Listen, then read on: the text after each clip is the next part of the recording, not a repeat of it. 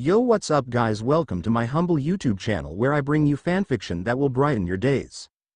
Before we start, a subscribe is greatly appreciated, and don't forget to leave a like and ring the bell icon so you won't miss exciting new fanfiction stories.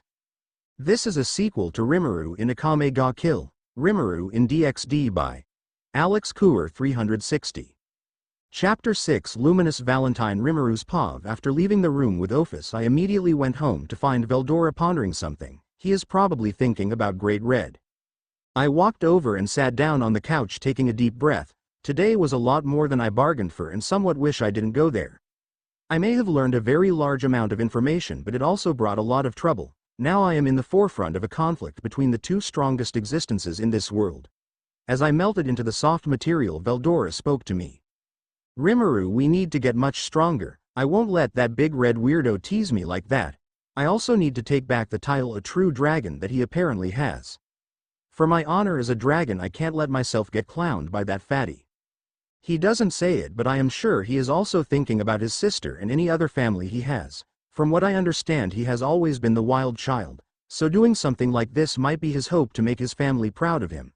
Of course, Veldora and I are family as well, so naturally I will help him. I decided to talk to him straight. Office asked me to help kill Great Red. What do you think? Veldora turned and looked at me with the most serious look he has ever given me. It was very surprising because of how different it was from normal. I think we should. Rimuru. I can't help but want that guy to be put in his place, but we must get stronger if we are going to do that. If he wants to kill Great Red and has a good reason, like he does, for his family and to redeem himself, I will definitely help him. Hey Veldora, Office also said there is another demon lord from our world here, someone named Luminous Valentine. Does the name ring a bell? Since the more serious stuff was talked about, Veldora went back to normal. Wahaha. I think I remember someone named that. I remember burning down their town a few thousand years ago. Haha, their face was so funny. After his response, I couldn't help but slump down on the cushion next to me. Of course, Veldora has a history with this woman. I shouldn't have expected any less. I will have to make the best of it when I meet her. With that, Veldora and I did what we did most nights, played games for a little. Then he went to read and I started talking with Raphael about what we should do. Raphael is a 3-syllable. Maybe I should name her something shorter. Well, I'll think about that for later. It's not like naming her will do anything crazy. Since it was the weekend, I didn't have work the next day. I decided to text Luminous in the late morning to set up a meeting. I would have called, but I would prefer to introduce myself in person instead of over the phone. To my surprise, the address she gave me was in Rome, Italy. I wonder why a demon lord is so close to the center of the Catholic Church. Thankfully, I can fly faster than any plane. After all, it is illegal for passenger planes to fly above the speed of sound, so only military planes can travel at high speeds. The place I was supposed to meet Ms. Valentine was a cafe just a few blocks away from Vatican City. I think she is intentionally so close to the Vatican. I don't know why. As soon as I arrived at the cafe, I instantly could feel who was the person I was to meet. She was the only one showing an unusual aura. When I walked up to the table and took a seat, I saw her look up at me with a smirk.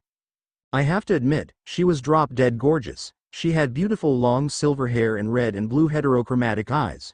If I was still a man, I might have fallen for her on the spot. She was wearing a black gothic dress that made it look like she just came from a funeral. It didn't detract from her beauty though. If anything, it contrasted well with her silver hair and pale white skin. She was the first to speak. Hello Rimuru, it's been a while, hasn't it? Why is she speaking like we know each other? Did she actually stalk me before I was transported here?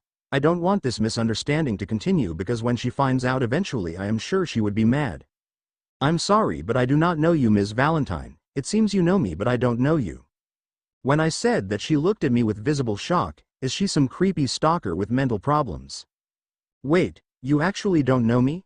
Be completely honest. Have you ever met me before just now? Nope. This is the first time meeting you. How does that make sense though? Judging from your power levels, you have to have evolved to a demon lord already. You don't remember the Walpurgis? I went to your founding festival and then you came for the music exchange in Ruberio's. You don't remember that at all? I have oppositely no clue what you are talking about. I was transferred out of that world years before I became a demon lord. You must have me mistaken for someone else. She looked at me dumbfounded. I have no clue what she means. I see. It seems like we are from different timelines. Where I am from, you never were transferred away and became the leader of your once village and made it into a great city. You are probably still doing something to improve it now. I was transferred here so soon after you became a demon lord.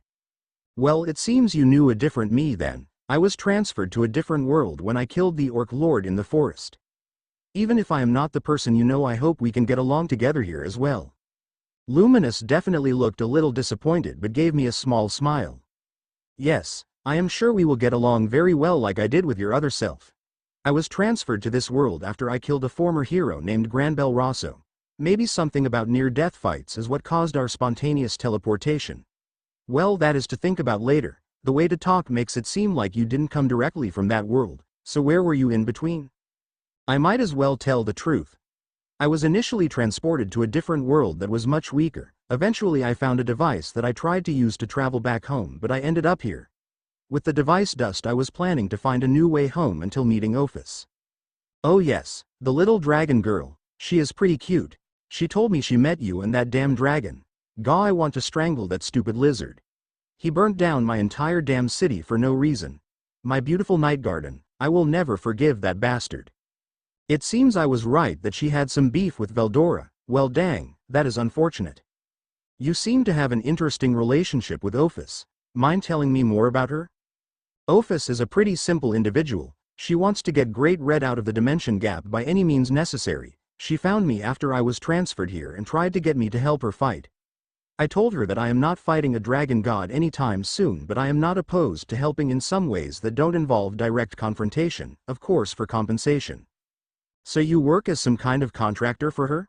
Not anymore. I stopped taking her jobs a while ago since her work makes too many enemies, and the wrong enemies at that.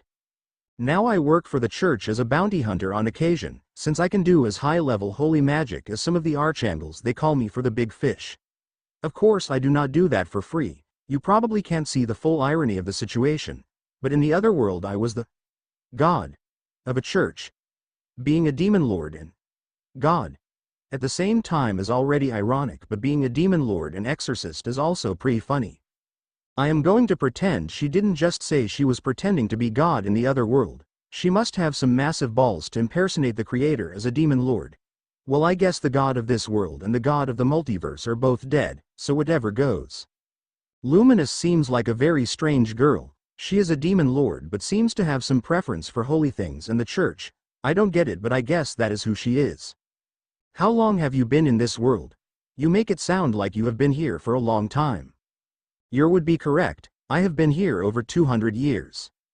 I have been here as humans have evolved technologically so much. In some ways it makes me envy this world. In the other world, angels attack every 500 years and try to destroy anywhere that is technologically advanced. This is what they are all missing out on though: phones and planes, cars and TV, even complex electrical systems, and most of all the internet. Imagine my surprise when I come to this world and find the beautiful music you played at the founding festival was anime music. I still remember my reaction.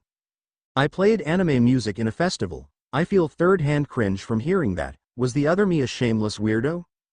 Well, Veldora and I will be working with the 3 factions in Kuo Town. According to Ophis, that will be where the action is, and since I am looking to get stronger, that is where I will be. I would like to be friends with you as well, so I will ask you if you want to team up. When I asked, she gave me a creepy smirk. I feel like I am not ready for her response. Oh, I will definitely be moving in with you and that lizard. I won't pass up a chance to make him pay. Okay. Well, we're currently living in an apartment that would be a little cramped, so we will need to sort out other living arrangements. Also, you will probably need a cover job. Veldora is working at a takoyaki stand and I am working as a teacher at the Devil's School. Somehow her smirk grew. I feel like this woman is a teaser. I am thankful that I have developed a pretty thick skin and do not get embarrassed easily. Old human me would already be blushing like an idiot. Do not worry about that, Rimuru. When I heard you were in Kuo Town, I took the liberty of purchasing a property that can accommodate all of us. As for a cover idea, I have a great idea. Why don't I show you the house now though? I just nodded. Having a nice house sounds great. I have never had a house before since I lived in the city. Other than in my village back in the forest, I have always been in apartment buildings. We stood and Luminous paid. I know what you were thinking. The man should pay, but I didn't even order anything. Why would I pay when I didn't even buy anything? That is definitely not gender equality. Besides, Luminous probably has much more money than I do. She then led me to a back alley and started a teleportation spell. Her control over magic was superb. Exactly what you would expect of a demon lord. When the spell finished, we were in a very elegant living room with a white and black aesthetic. It was pretty nice. As I looked around, I could see it was a very modern house with big windows and digital wall panels to control parts of the house. Using universal perception, I could feel that the house wasn't necessarily a mansion, but it was definitely much nicer than a normal family home. It had 5 bedrooms, 4 bathrooms, 2 offices, and large living and dining room, along with an inbuilt movie theater and an outdoor pool. The house was situated in the outskirts of the city, low on the mountains that were close by. It was very beautiful. While I was focusing on the house, Luminous spoke to take me out of my stupor. "Welcome home, Master." I couldn't help but be confused by her calling me Master. Is she some kind of weirdo? To be honest, I wouldn't be surprised. Everyone I meet that is powerful is a complete nutcase. When I turned to her, though, I was surprised. She was wearing a very well-made and well-fitting maid outfit. It was clear that it was very far above the quality of some maid cosplay someone might have. I would say she either spotlights as a maid or is seriously into maid cosplay to the point of buying a professionally made outfit. To be honest, the maid outfit even looked slightly erotic on her. The skirt was shorter than I expected, where it showed a lot of leg. If I was human, I would definitely have fallen into her grasp with just a look. Thankfully now I do not have those hormones. That doesn't mean I can't admire beauty though. She was very pretty after all. After a few seconds I realized I was staring and looked away awkwardly. She chuckled and spoke. "You don't give as good of reactions as your other self. I guess I will get to spend more time with you though. This is what I think I should do as a cover though. I could be your maid. Back in the other world I pretended to be a maid while I had a puppet act as Demon Lord in my place sometimes. It worked very well and I think it will work again. It also puts me in the perfect place to punish that stupid lizard. Won't having you as a maid give you and me both away? If you have been here for 200 years, won't tons of people know you? I wonder what you think of me. My deal for any deal is absolute secrecy. Ophis is the only one who knows I am from our world. The only other people I ever dealt with are Michael and Gabriel. Unless they broke their end of the deal, they should be it. Perhaps a few others know from them, but nobody else will recognize my face or magic signature. I'm not an idiot after all. I am not sure how confident about that, since Great Red hinted that he knew another demon lord from our world was here. Unless there is another one, he was talking about Luminous. Her and I will have to talk more about what she knows later, but for now I think this is good. I will call Veldora to move in here in a little, and then we will start again as a trio instead of Veldora and I only. It might seem strange for me to trust Luminous so quickly, but since she is from my world and seemed to know another version of me, I am inclined to trust her. According to Raphael, the chances of her betraying me are very low. If we truly were friends and allies in her timeline, I believe she will be an invaluable ally. She knew about my village in the forest and other stuff about that world, so until I am giving a reason to second guess her, I will put my trust in her. It is definitely not because I am a sucker for a very hot girl. The end.